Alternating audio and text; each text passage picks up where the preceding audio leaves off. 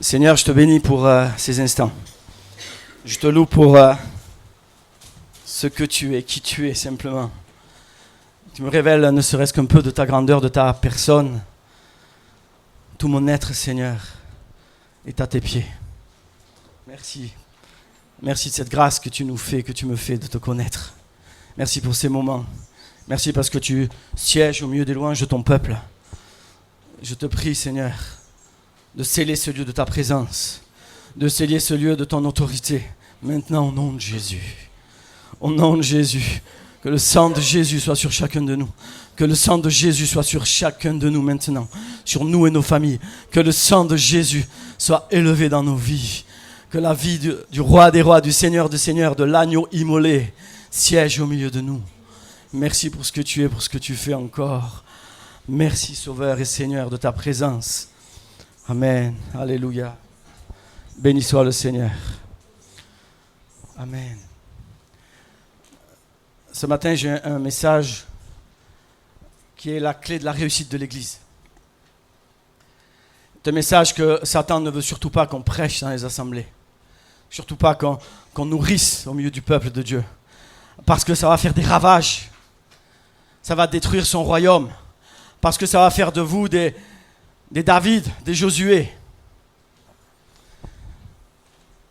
Le Seigneur a une élection sur chacun de nous. Et dans cette élection, il nous appelle à accomplir une tâche qui va faire de nous des hommes et des femmes de Dieu qui ont le pouvoir de marcher sur le serpent et le scorpion. Qui va faire de chacun de vous des hommes et des femmes de Dieu qui ont le pouvoir de faire reculer la mort. Est-ce que nous avons conscience de ça? Mais pour cela, il nous appelle à un service. On va prendre un texte. Le premier texte est dans Luc 19, 37. Pour introduire le message, Luc 19, 37. Connaissons tous ce texte. Jésus qui rentre à Jérusalem sur un ânon, vous vous rappelez?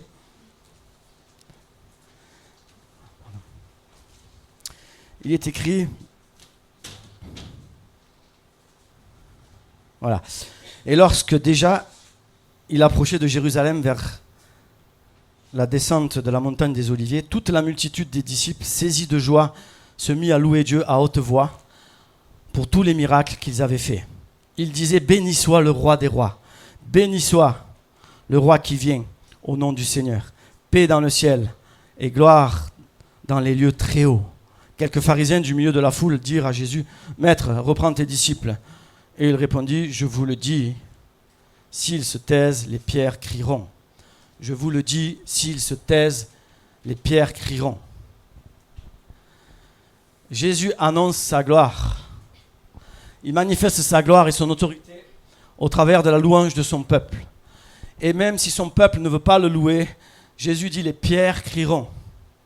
Les pierres mortes, dures, même elles crieront la gloire et élèveront le nom de Jésus. La gloire du ressuscité. Dans toute la création, la louange est un point central de la vie de Dieu. Dans tout ce que Dieu a fait, toutes les créatures louent au siècle des siècles. Dans Apocalypse, il y a un texte qui nous dit que toutes les créatures qui sont dans le ciel et sur la terre, sous la terre et sur la mer, bien toutes choses, tout ce qui s'y trouve, disait à celui qui est assis sur le trône et à l'agneau, soit la louange, l'honneur, la gloire, la force au siècle des siècles. Amen. Soit la louange, l'honneur, la force au siècle des siècles. Toute chose que Dieu a créée se rappelle, élève le nom de l'Éternel. Tout ce que Dieu a créé dans toute la création, dans les premiers chapitres de Romains, Paul rappelle que toute la création révèle la gloire de Dieu.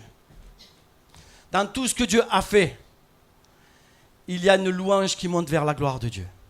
Même le bruit des ruisseaux, même le bruit des mers, les oiseaux qui chantent, tous les animaux qui émettent des sons, tous les sons que Dieu a fait, retournent vers lui.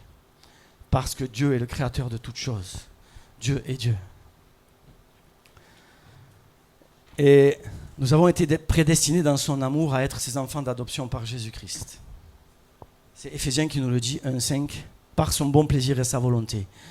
Il nous a prédestinés à quoi? À la louange de la gloire de sa grâce qu'il nous accorde en son bien-aimé. Un peu plus loin, au verset 11 de Éphésiens 1, en lui nous sommes aussi devenus héritiers, ayant été prédestinés suivant la résolution de celui qui opère toutes choses d'après le conseil de sa volonté. Ayant été prédestinés afin que nous servions à la louange de sa gloire, nous qui d'avance avons espéré en Christ. Prédestinés à célébrer la gloire de Dieu. Dans d'autres traductions, nous servions à la louange pour le célébrer, acquis à la louange de sa gloire. L'Éternel, au prix de sa vie, nous révèle son identité, il nous révèle qui il est, afin de nous donner sa joie. Et quand j'ai la joie de Dieu, qu'est-ce qui se passe? Quand j'ai la révélation de Jésus-Christ, qu'est-ce qui se passe? Alors il sort de moi des louanges. Alors il sort de moi des paroles de reconnaissance. Alors j'exprime quelque chose qui vient d'en haut, mais qui est rentré dans mon cœur et qui me donne de crier « Hourra ! Alléluia !» Quand vous apprenez une bonne nouvelle, quelque chose qui vous fait plaisir, vous ne pouvez pas vous empêcher de faire sortir quelque chose, d'exprimer quelque chose. Et c'est ce que Dieu fait quand il se révèle à ses enfants. Il manifeste sa gloire. Et il nous prédestine à être des instruments d'adoration, des instruments de reconnaissance. Dieu nous a comblés par son Fils Jésus-Christ, par son salut. Dieu nous a comblés en nous révélant son amour et nous donne d'exprimer notre reconnaissance vers lui. Alléluia. Et nous avons une définition de la louange dans Hébreux 13,15 qui nous dit « Par lui offrons sans cesse à Dieu un sacrifice de louange, c'est-à-dire le fruit de lèvres qui confesse son nom. » C'est-à-dire le fruit de lèvres qui confesse son nom. Hébreux 13,15. Des actions de grâce, par définition, un discours élogieux. Approuver, bénir ce que Dieu a fait pour nous. Confesser ce qu'est l'Éternel. Dire au Seigneur, par le fruit de nos lèvres, c'est ce qu'est la louange. Et c'est à quoi Dieu nous appelle. À le louer, à le célébrer. Et il est repris à plusieurs reprises dans les épîtres de nous entretenir par des psaumes, des hymnes, par des cantiques spirituels, chantant, célébrant de tout notre cœur les louanges du Seigneur. Rendez continuellement grâce pour toutes choses à Dieu le Père au nom du Seigneur Jésus. Entretenez-vous par la louange. Alléluia. On ne perd pas notre temps quand on loue le Seigneur. On ne meuble pas un moment où on ne se fait pas juste plaisir parce qu'on aime chanter. On s'entretient de la gloire de Dieu. On s'entretient de sa présence. Que la parole de Christ habite en vous. Un peu plus loin dans Colossiens 3, 16. Abondamment, instruisez-vous et exhortez-vous les uns les autres en toute sagesse. Comment? Par des psaumes, par des hymnes, par des cantiques spirituels, chantant à Dieu de tout votre cœur, sous l'inspiration de la grâce. Alléluia. Le Seigneur nous nourrit de sa présence par la louange, par ces paroles qui habitent en nous. Rendez continuellement grâce en toutes choses à Dieu le Père, au nom du Seigneur Jésus-Christ. Continuellement grâce à Dieu. Le Seigneur nous appelle à vivre sa présence, à rentrer dans ce sacerdoce qui est de le louer, à le célébrer, prédestiné d'avance, prédestiné à célébrer sa gloire. Premier commandement, tu adoreras ton Dieu seul, tu le serviras lui seul. Premier appel que met Dieu dans notre vie, c'est de le célébrer avant de le servir. Et quand je commence à le célébrer, je rentre dans le service pour lui. Si je veux le servir sans le célébrer, je suis un religieux. Et mon service ne sera que des œuvres mortes. Faisons vivre nos œuvres par la louange. Et au travers de la louange, on va s'apercevoir la puissance de Dieu manifestée. La puissance de Dieu à l'état pur. Voyons l'œuvre de la louange au travers de l'Ancien Testament, des psaumes en particulier. Et on voit David qui nous dit chaque jour, je te bénirai, je te célébrerai à toujours et à perpétuité. Chaque jour et à perpétuité. Il avait la présence de Dieu en lui qui ne pouvait le faire taire, qui le poussait constamment, continuellement à louer Dieu, continuellement, chaque jour. Et il dit, en te célébrant, j'aurai la joie sur les lèvres, la joie dans mon âme que tu as délivrée. Une des conséquences de la louange, c'est qu'elle apporte la joie. C'est qu'elle apporte la délivrance à l'âme. C'est ce que David nous dit. Et il dit, loue mon âme, loue l'Éternel. Il dit à son âme, loue l'Éternel. Si tu veux avoir la joie, si tu veux être délivré, alors loue l'Éternel. Loue mon âme, l'Éternel. Le psaume 71, 23. Le psaume 146, 1. Et le psaume 30, 12. Afin que mon cœur te chante et ne soit pas muet. Éternel mon Dieu, je te louerai. Tu veux avoir la joie dans le cœur, alors loue l'Éternel. Ton cœur est dans la tristesse, alors ouvre ta bouche, loue l'Éternel.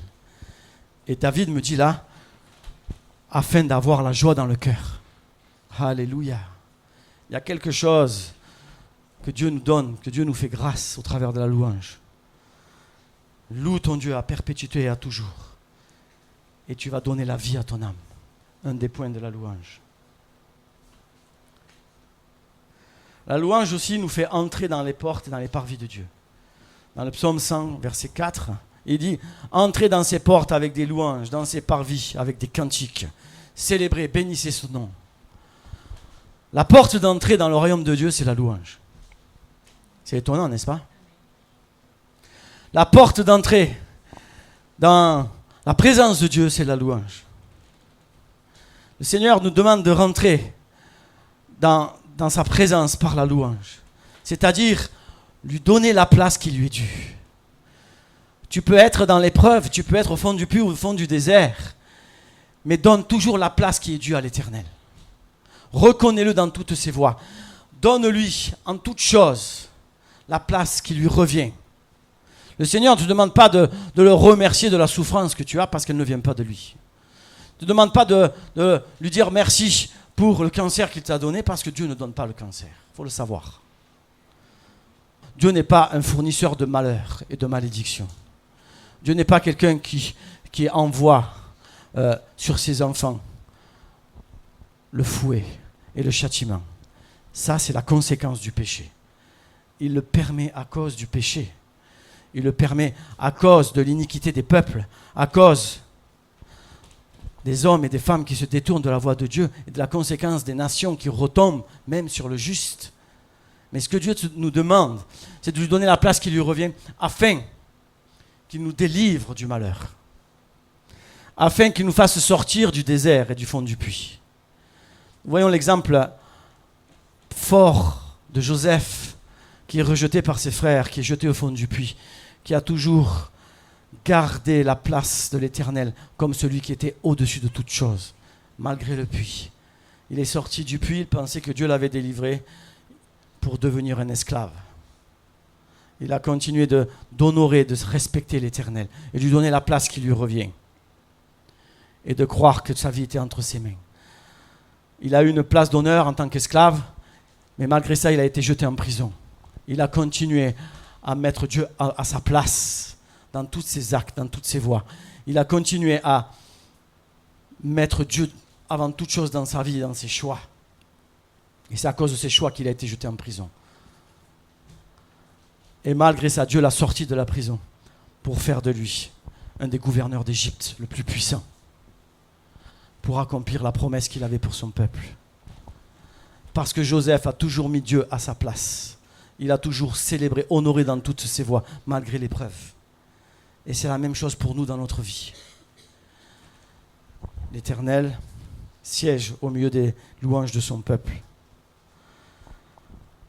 Et nous le voyons dans la dédicace du temple, dans le livre des Chroniques, quand Salomon fait la dédicace du temple, où les trompettes sonnent, où les chantres élèvent la voix, ils s'unissent d'un même cœur pour célébrer l'Éternel. Et il dit que la maison de l'Éternel fut remplie d'une nuée. Les sacrificateurs ne purent y rester pour faire le service à cause de la nuée, car la gloire de l'Éternel remplissait la maison de Dieu. La gloire de l'Éternel est descendue parce que le peuple élevait le nom de l'Éternel, parce que tout le peuple lui donnait la place qui lui revenait, par des instruments, par leur voix. Et la gloire de l'Éternel est venue et descendue dans ce lieu. Ce sont des exemples que nous avons entendus il n'y a pas si longtemps que ça, dans les réveils, dans les derniers réveils que nous avons entendus, où la gloire de l'Éternel descendait sur les peuples, où il y avait des vagues de louanges et des manifestations de gloire, où les hommes et les femmes, comme le jour de la Pentecôte, étaient saisis par l'Esprit, où ils élevaient le nom de l'Éternel pendant des heures et même des nuits entières et des jours entiers. Parce que quand la gloire de Dieu est là, il n'y a pas besoin de discours. Le peuple est dans l'euphorie, dans la joie. Et le peuple célèbre, élève le nom de l'Éternel. Vous avez remarqué, quand Dieu visite son peuple, qu'est-ce qui se passe?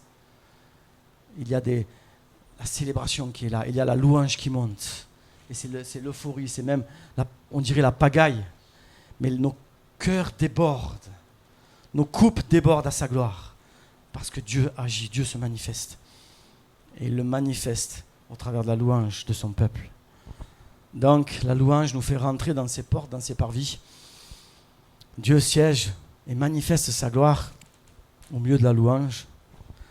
Et encore davantage, là où il y a la louange, il y a un esprit prophétique. Là où il y a la louange, il y a la révélation qui se manifeste.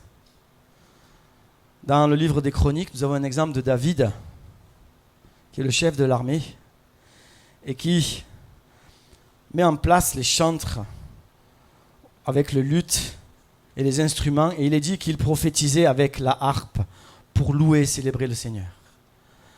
Il prophétisait avec le luth et la harpe. Il célébrait le Seigneur, et l'esprit prophétique était sur eux. Il était sur les chantres, il était sur ceux qui louaient l'Éternel. Et nous voyons aussi pour Saül, quand il était un roi par Samuel, Samuel lui dit, après cela, tu arriveras à Gibéa Elohim, où se trouve une garnison de Philistins. En entrant dans la ville, tu rencontreras une troupe de prophètes descendant du haut lieu, précédés du luth, du tambourin, de la flûte et de la harpe, et prophétisant eux-mêmes. L'esprit de l'Éternel te saisira. Tu prophétiseras avec eux, et tu seras changé en un autre homme. L'esprit de l'Éternel te saisira. Là où il y a un esprit de louange, là où il y a une célébration forte, où de même cœur, les hommes et les femmes s'unissent pour élever, pour donner la gloire à Dieu, l'esprit de prophétique descend. Et il est dit là, tu prophétiseras avec eux, tu diras des merveilles que ta bouche ne pouvait même pas dire, comme le jour de la Pentecôte. Et plus que ça encore, tu seras changé en un autre homme.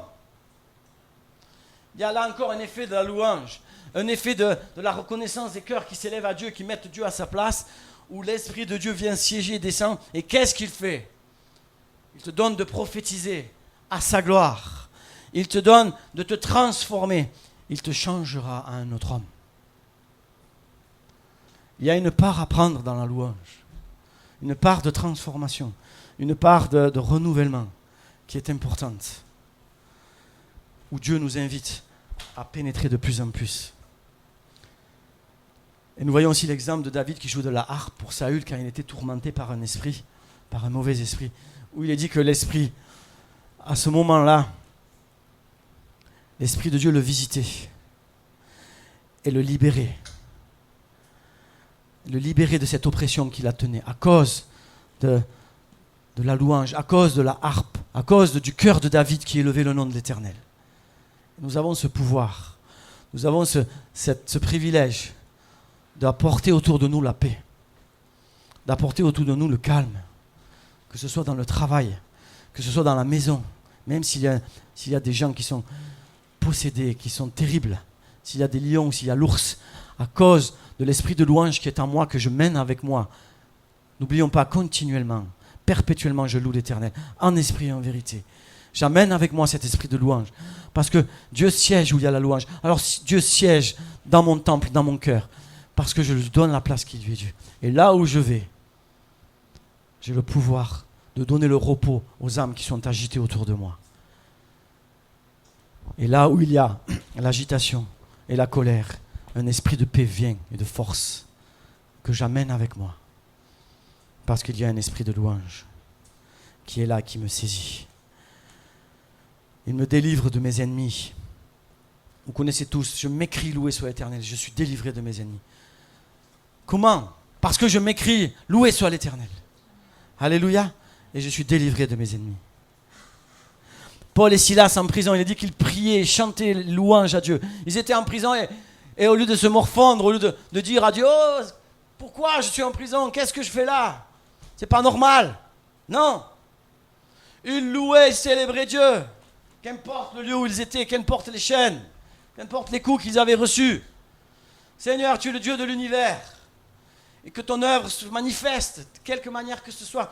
Tu as été jusqu'à la croix pour moi. Alors je peux accepter un peu les coups et l'injustice, non? Et je veux te louer parce que tu me délivres toujours, comme disait David. Alors ils ont loué, célébré. Les prisonniers autour, ils ne comprenaient pas ce qui se passait. Qui sont ces gens qui sont accusés à tort, qui sont enchaînés, enfermés? Comment ça? Pourquoi ils sont encore contents? Ils ne sont pas normaux, ceux-là. Et qu'est-ce qui s'est passé? Il est dit que les portes de la prison se sont ébranlées, que les chaînes des prisonniers sont tombées. Et remarquez, pas que celles de Paul et Silas. Il est dit que toutes les chaînes. Tu veux délivrer celui qui t'entoure, même s'il ne connaît pas Dieu? Alors amène cet esprit de louange. Et les chaînes tomberont même de eux. Même de ces gens qui t'entourent. Parce que l'onction de Dieu, la présence de Dieu est si forte et si puissante qu'elle agit même sur les injustes. C'est bizarre, hein? Ça, c'est l'amour de Dieu. Et l'amour de Dieu, moi, je veux donner de l'amour de Dieu. Je veux donner de la vie. Je veux apporter ce cœur de louange que j'ai. Dans le monde, on le voit. Il y a des gens, ils sont toujours heureux. Ils ne connaissent pas le Seigneur, mais on ne sait pas pourquoi ils ont une nature joviale. Ils ont une nature qui sont comme ça. Ils sont contents, ils se lèvent, ils sont contents. Il y en a, c'est tout le contraire. Eh bien, ces gens-là, ils amènent quelque chose. Ils nous détendent. Ils amènent une certaine paix, une certaine sérénité. Et ils ont la manière de détourner les choses dramatiques en dérision. Et vous dites, waouh! Ils ont déjà une force là qui est incroyable. Et puis ces gens, ils sont rarement malades. Parce qu'ils ont la joie de vivre. Ils sont contents de ce qu'ils vivent. Même s'ils passent par des problèmes, ils sont positifs. Et le Seigneur veut nous apprendre à vivre comme ça. Parce que le diable veut nous apprendre, lui, au contraire, à vivre dans le stress, dans l'angoisse, dans l'inquiétude, à regarder toujours ce qui ne va pas. Et quand nous venons au Seigneur, il veut nous rééduquer dans ce domaine en disant, tu vois, le monde te montre des choses pour que tu t'inquiètes, mais moi, je te montre qu'en moi, tu n'as pas à t'inquiéter. Qu'en moi, tu auras toujours une porte de sortie. Qu'en moi, la joie ne te quittera jamais. Parce que si tu m'honores, si tu m'élèves, si tu me donnes la place qui me revient, même si tu te meurs dans ton corps, ton esprit sera dans la joie. Ton âme sera dans la joie. Nul pourra te ravir de la joie que je te donne de sa présence, de ma présence. Et le jour où tu te détournes de ma présence, comment je me détourne de la présence de Dieu? En l'enlevant simplement de la place qui lui revient. En ne croyant plus qu'il est le Dieu souverain. En pensant que je suis abandonné, alors qu'il ne m'abandonnera jamais. Et Dieu me délivre. Dieu me délivre parce que je lui fais confiance. Parce qu'il a donné sa vie pour me guérir.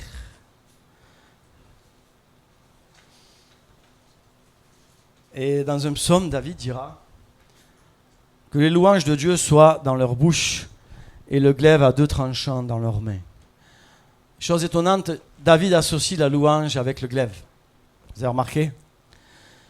Il associe la louange avec le combat.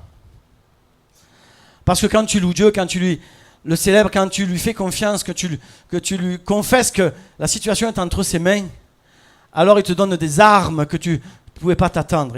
Il met un glaive dans tes mains. Il te donne des solutions pour que tu puisses aller au combat. Non pas que pour que tu baisses les bras, non pas pour que tu te morfondes sur toi-même et que tu regardes que ce qui ne va pas, mais au contraire, pour que tu te lèves comme un seul homme avec l'armée de Dieu et que tu partes au combat avec les armures que Dieu te donne. Et nous voyons ces armes dans Éphésiens 6, où la parole de Dieu nous dit, prenez par-dessus tout cela le bouclier de la foi, avec lequel vous pourrez éteindre tous les traits enflammés du malin. Le bouclier de la foi. Pour ma part, le bouclier de la foi, c'est la louange. Tu veux protéger ta foi, tu veux que ta foi soit un bouclier, alors loue l'Éternel. Tu veux aller de l'avant dans tes épreuves et être vainqueur sur tout ce que le monde te montre, tout ce que tu peux subir ou vivre, alors loue l'Éternel. Et tu verras la gloire de Dieu. La louange est une arme redoutable dans le monde spirituel, est une arme redoutable pour l'Église et pour les victoires. Dans les Actes 2, où il y a eu le réveil de la Pentecôte, il dit que le peuple louait l'Éternel. Il est écrit juste après que Dieu rajoutait sans cesse à l'Église ceux qui étaient sauvés. La multitude louait sans cesse et Dieu rajoutait. Un peuple qui loue est un peuple qui marche, est un peuple qui est vainqueur. Un peuple qui murmure et qui vit dans la négation est un peuple qui piétine, comme Israël, et qui tourne en rond dans le désert. Quand les espions sont revenus de Canaan avec Josué, les 12 espions, quand ils ont vu les géants, 2 seulement ont confessé la gloire de l'Éternel. Ils ont vu les choses que Dieu allait leur donner, non pas les barrières, les hautes murailles, non pas les géants qui étaient là, mais ce que Dieu allait leur donner. Alléluia. Je te le dis ce matin, dans ta maladie, dans tes épreuves, dans tes combats, pour ta famille, pour tes enfants, pour ton travail. Le Seigneur ne te demande pas de regarder à l'épreuve, au fossé qui est là, à la muraille qui est là, mais de regarder à la bénédiction qui est derrière, qui est en Christ, et de confesser la bénédiction sur ta vie, de confesser la victoire sur ta vie, sur tes enfants, sur ta santé, de confesser que tout pouvoir lui appartient. Et ainsi il agira. Il fait de son peuple sa gloire, il est notre gloire. La louange est un diadème pour nous. La louange est une couronne pour nous, qui est notre gloire. Il est écrit dans le psaume 106, 47, « Sauve-nous, Éternel notre Dieu, et rassemble-nous du milieu des nations, afin que nous célébrions ton saint nom, et que nous mettions notre gloire à te louer. » La louange est notre gloire, parce que c'est la gloire de Dieu qui vient sur nous, et elle reflète en nous. Tu cherches la gloire, alors loue l'Éternel. Non pas la gloire des hommes, mais la gloire de Dieu. Tu cherches la gloire de Dieu sur ta vie, alors loue l'Éternel.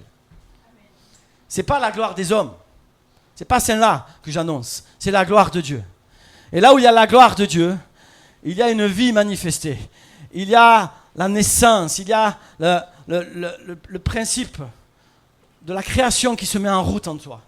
Des choses que tu ne peux pas imaginer, qui vont commencer à naître de toi, à grandir en toi. Des fruits qui vont sortir, que tu ne pouvais pas comprendre ou savoir d'où ils viennent. Tu vas voir des routes s'ouvrir dans le désert, jaillir, des sources jaillir au fond du désert. Parce que c'est la gloire de l'Éternel qui va reposer sur toi. La louange est la gloire de l'Éternel. Louez, louez sans cesse. Bénissez, bénissez sans cesse. Et l'Éternel accorde sa louange. Et dans Ésaïe, belle parole d'Ésaïe 61:3, pour accorder aux affligés de Sion, pour leur donner un diadème au lieu de la cendre, une huile de joie au lieu du deuil, un vêtement de louange au lieu d'un esprit abattu, qu'on les appelle les térébènes de la justice, une plantation de l'Éternel pour servir à sa gloire. Ésaïe 61:3. J'aime beaucoup un vêtement de louange. Alléluia. Au lieu d'un esprit abattu. Mon âme est abattue, alors je me revêts d'un vêtement de louange. Et parce que, c'est quoi la louange? C'est pas dire, confesser bêtement des choses, pour se convaincre de quelque chose. Non, non, c'est pas ça. C'est mettre Dieu à sa place, c'est le reconnaître dans toutes ses voies, le reconnaître dans ce qu'il est, de ce qu'il tient toutes choses dans ses mains. C'est lui donner la place qui lui est due. Tu es le Dieu de l'univers, le Dieu de ma vie. Je te bénis, je te loue. Je te loue de ta délivrance, je te loue de la vie que tu me donnes. Je te loue parce que tu tiens toutes choses entre tes mains. Toutes choses t'appartiennent. Je me revêts de ce vêtement de louange, je confesse de ma bouche que tu tiens ma vie. Et Dieu me revêt de ce vêtement de louange. Et qu'est-ce qu'il fait quand il me revêt? Il me revêt de sa présence. Il me revêt de son onction. La présence de Dieu est notre gloire. Mais il est écrit aussi que nous sommes la gloire de Dieu. Nous sommes la gloire de Dieu parce que nous louons l'Éternel, parce que nous l'élevons. Dans Jérémie 13, 11, le prophète dit « Comme on attache la ceinture au rein d'un homme, ainsi je m'étais attaché à toute la maison d'Israël et de toute la maison de Juda, dit l'Éternel, afin qu'elles fussent mon peuple, mon nom, ma louange et ma gloire. » Nous sommes la louange de Dieu. Nous sommes la gloire de Dieu. Nous apportons dans ce vase de terre que nous sommes la gloire de Dieu. Et cette gloire de Dieu se manifeste par des cris de louange, par un peuple qui élève le nom de l'Éternel. Dans tout ce que je fais pour Dieu, quand je vais annoncer l'Évangile, je loue l'Éternel parce que j'annonce la gloire de Dieu aux nations. C'est une forme de louange. Quand je confesse la victoire sur mon ennemi, je loue l'Éternel parce que je confesse que Dieu tient toutes choses entre ses mains. C'est une forme de louange. Je mets Dieu en avant, je lui donne la place qui lui revient. Et c'est ainsi que j'avance dans ce cœur d'adorateur que Dieu veut, dans toute ma vie, dans toutes mes circonstances de ma vie. Par cette louange, par ce sacerdoce, par cette destinée dans laquelle je suis appelé à célébrer l'Éternel. Nous avons été prédestinés à le célébrer. Je fais grandir la vie du royaume autour de moi.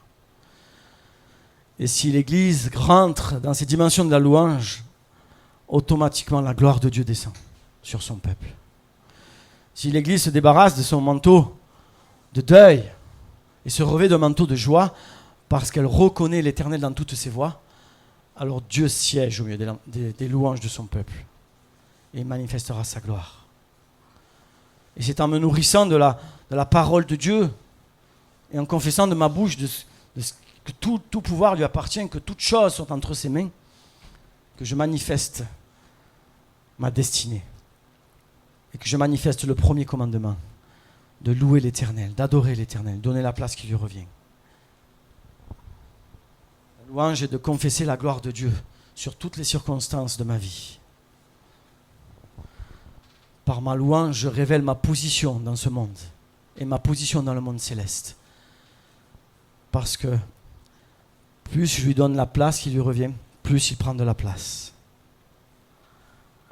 Par ma louange, je nourris ma foi. C'est le bouclier de ma foi qui fait grandir Christ en moi. Je nourris ma foi, je fais grandir Christ en moi. Alors ne limitons pas Dieu par des paroles infructueuses qui donnent la place à l'incrédulité, puis l'incrédulité à la défaite, puis la défaite à l'amertume, puis l'amertume conduit au non-pardon. Après, c'est plus dur pour moi de vivre la guérison et la délivrance. Et une parole dans Romains qui dit que car c'est en confessant de la bouche qu'on parvient au salut. C'est en confessant de la bouche qu'on parvient au salut. Salut, ça veut dire être sauvé de toutes choses. Ce n'est pas que la vie éternelle. C'est être sauvé aujourd'hui et maintenant de toutes les situations. C'est en confessant de la bouche que Christ peut régner en moi. Alors faisons régner Christ en nous. En confessant des paroles positives à la gloire de Dieu. Des paroles positives, j'insiste, à la gloire de Dieu. Parce que Christ veut prendre plus de place, veut régner en nous. Mais il faut que je lui donne cette place qui lui revient. Alors revêtons-nous d'un habit de louange chaque jour.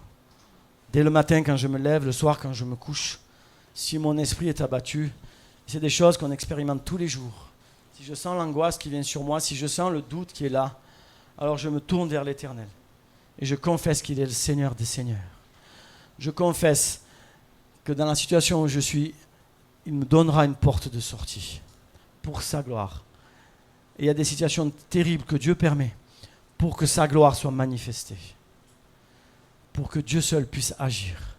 Pour que je puisse grandir dans un esprit de louange et être débarrassé de mon ego, débarrassé de ma propre justice, de mes propres ambitions, pour rentrer dans ce que Dieu veut pour moi dans ma vie.